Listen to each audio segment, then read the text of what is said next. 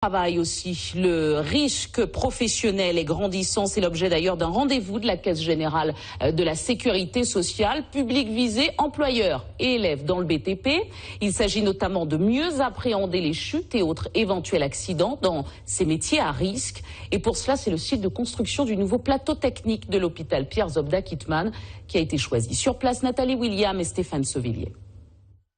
Nous sommes sur le prochain plateau technique du CHU La Ménard, un chantier gigantesque. Ici, des dizaines d'ouvriers vont dans tous les sens et surtout, les normes de sécurité ici sont draconiennes. Et c'est bien de cela qu'il s'agit aujourd'hui. Alors j'ai à côté de moi Monsieur David Herté, vous êtes contrôleur de sécurité justement à la sécurité sociale notamment, et eh bien vous contrôlez les chantiers. Vous avez organisé donc aujourd'hui cette journée vers les chefs d'entreprise pour leur parler de sécurité sur les chantiers.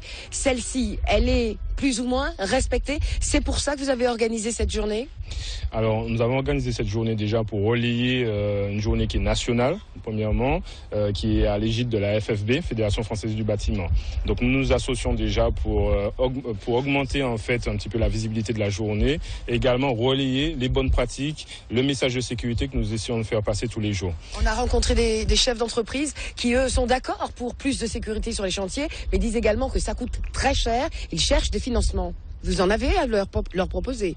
Oui, alors nous disposons d'un système d'aide financière au sein de la CGSS et plus particulièrement de la DNP. Les entreprises disposant de salariés qui respectent les conditions d'éligibilité peuvent profiter de ces aides financières. Alors on a surtout parlé de postes de travail en hauteur aujourd'hui, comme les grutiers, comme les échafaudages par exemple. Combien en gros d'accidents répertoriés?